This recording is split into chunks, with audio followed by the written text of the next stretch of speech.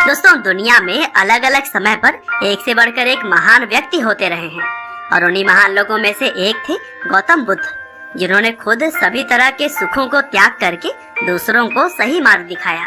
और अगर यह कहें कि अपने महान विचारों के दम पर उन्होंने दुनिया में कई सारे अच्छे परिवर्तन लाए, तो यह भी कोई गलत नहीं होगा।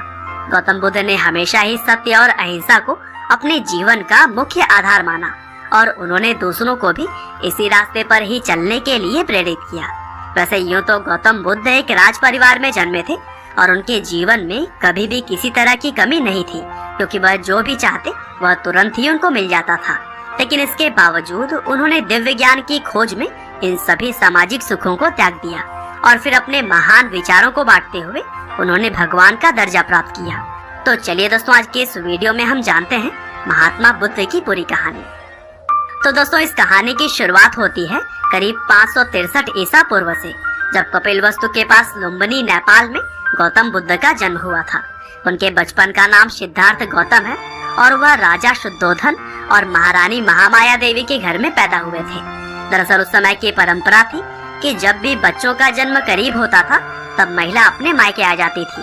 लेकिन जब महारानी अपने मायके कपिलवस्तु आ ही रही थी, तभी रास्ते में ही गौतम बुद्ध के जन्म का समय आ गया और इसीलिए लुम्बिनी नेपाल में एक पेड़ के नीचे ही गौतम बुद्ध पैदा हो गए। हालांकि जन्म के 7 दिन बाद उनके माँ की मृत्यु हो गई थी। लेकिन जब बुद्ध जी को राजा के पास लेकर जाया गया, तब वहाँ पर सभी रीति रिवाजों के साथ बच्चे का नाम सिद्धार्थ रखा गया और इनके नामकरण के दौरान कई नामी साधु संत आए थे, जिनमें से ज्यादातर लोगों ने सिद्धार्थ के बारे में भविष्यवाणी की कि यह महान राजा बनेंगे या फिर एक महान साधु। और फिर माँ की मृत्यु के बाद से सिद्धार्थ का पालन पोषण उनकी मौसी महाप्रजापति गौतम ने की। और दोस्तों, सिद्धार्थ के पिता उनको बचपन से ही एक महान राजा बनाना चाहते थे और इसीलिए उन्होंने सिद्धार्थ को धार्मिक ज्ञान से बचपन में दूरी रखा। लेकिन सिद्धार्थ बचपन से ही काफी दयालु थे और वह किसी को भी दुख नहीं पहुंचाना चाहते थे। यहाँ तक कि वह खेलते समय जानबूझकर खुद ही हार जाया करते थे। और दोस्तों, जब उनके चचेरे भाई देवदत्त ने एक हंस को अपने बाण से घायल किया था, तब उस हंस की रक्षा भी सिद्धार्थ ने की थी। और शायद यह कहानी आप लोगों में से ज्यादातर लोगों ने तो जरूर ही सुनी होगी। और यही सभी बातें ही तो थी जो कि सिद्धार्थ को बाकी लोगों से अलग बनाती थी।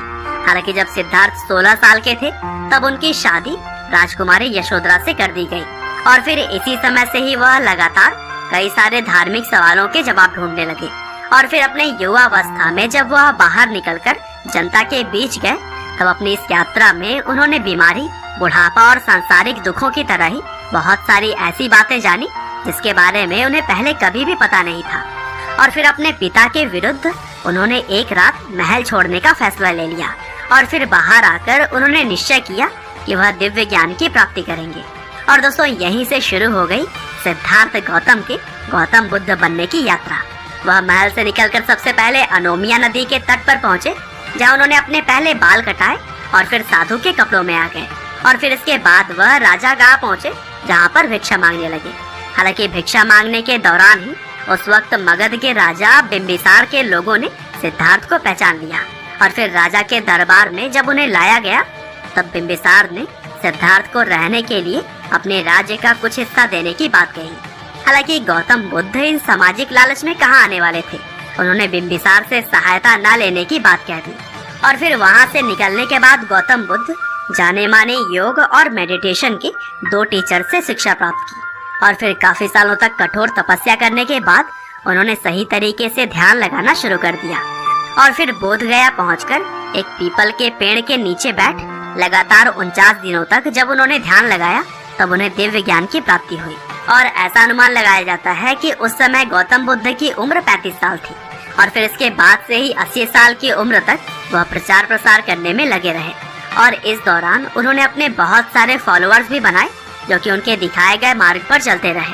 और दोस्तों, आज का समय भी अगर देखा जाए तो गौतम बुद्ध के फॉलोअर्स की संख्या करोड़ों में है, जिसमें कोरिया, चीन, जापान, भारत और नेपाल जैसे देशों के बहुत सारे लोग आपको देखने को मिल जाएंगे। और दोस्तों, आज भी गौतम बुद्ध के द्वारा दी गई शिक्षा लोगों को इंस्पायर करती है। उम्मीद करते हैं कि राजकुमार सिद्धार्थ से भगवान बुद्ध बनने तक की यह कहानी आपको जरूर ही पसंद आई होगी। आपका बहुमूल्य समय देने के लिए बहुत बहुत धन्यवाद।